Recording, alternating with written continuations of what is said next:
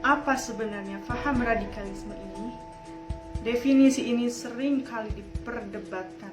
Haruskah seorang warga negara atau salah satu individu warga negara disematkan sebagai penganut paham radikal karena menjalani nilai-nilai tertentu secara fanatik, ataukah ini hanya sebuah pasang naik isu semata di tengah situasi politik yang tengah hiruk pikuk?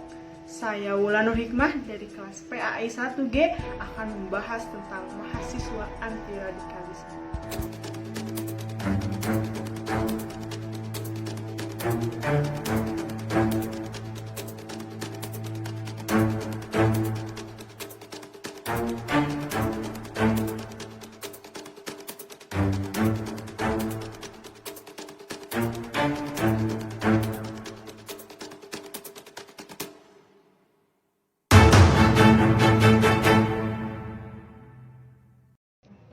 Assalamualaikum warahmatullahi wabarakatuh. Kembali lagi dengan saya Wulan Nur Hikmah dari kelas 1 PAIG dengan NIM 12120202744 untuk memenuhi tugas ujian akhir semester untuk matkul pendidikan kewarganegaraan.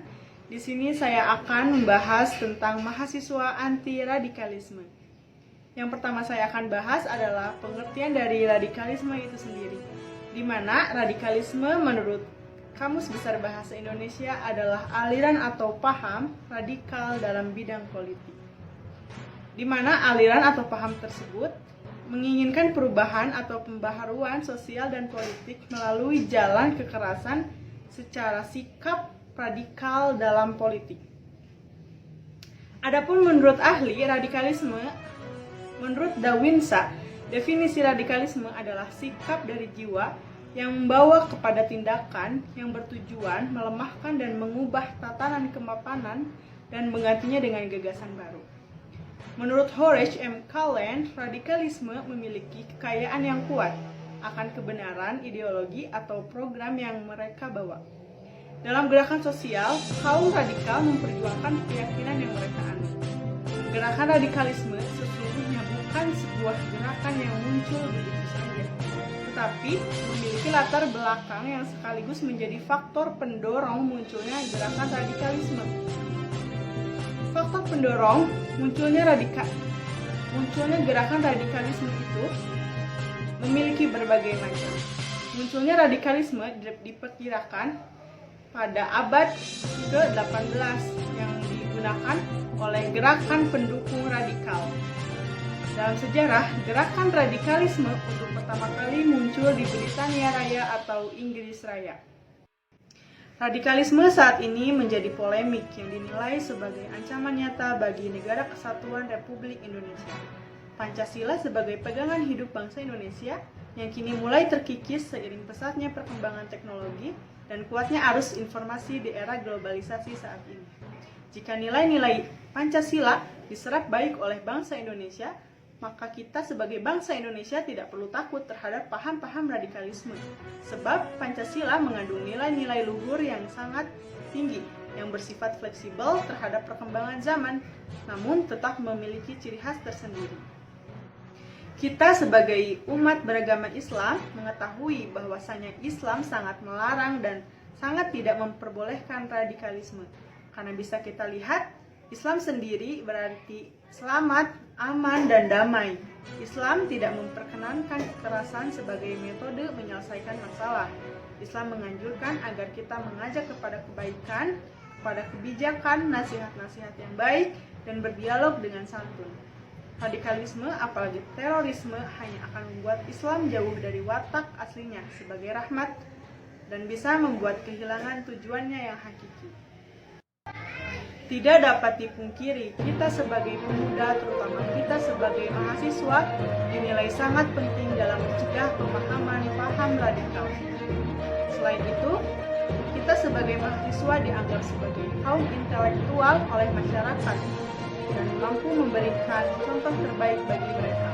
Kita sebagai mahasiswa merupakan agen perubahan sekaligus generasi penerus bangsa. Masa depan bangsa bertumpu pada kualitas kita. Namun, ironisnya tidak sedikit di antara kita, kaum pemuda, justru menjadi pelaku radikalisme.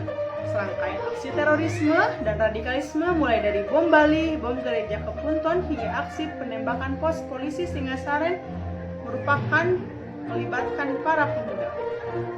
Rentannya para pemuda terhadap aksi kekerasan dan radikalisme patut menjadi keprihatinan kita bersama.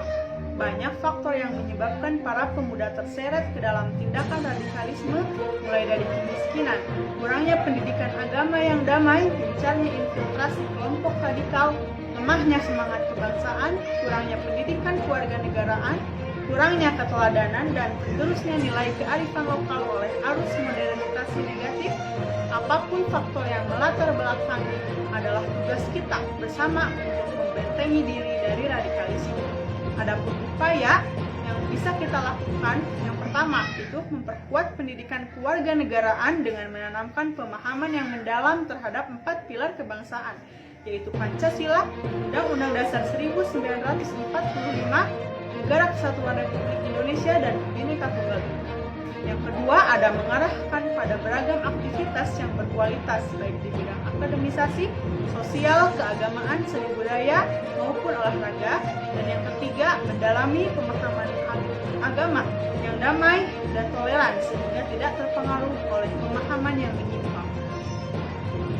Kita sebagai mahasiswa harus mampu mencegah penyebaran paham radikalisme dan tidak gampang terhasut oleh paham-paham radikalisme yang menyimpang. Kita sebagai warga negara Indonesia harus mampu menjaga keutuhan bangsa Indonesia, karena itu adalah kewajiban kita bersama untuk menjaga kerukunan negara kesatuan Republik Indonesia. Mungkin sekian yang dapat saya sampaikan, kurang lebihnya mohon maaf. Terima kasih. Wassalamualaikum warahmatullahi wabarakatuh.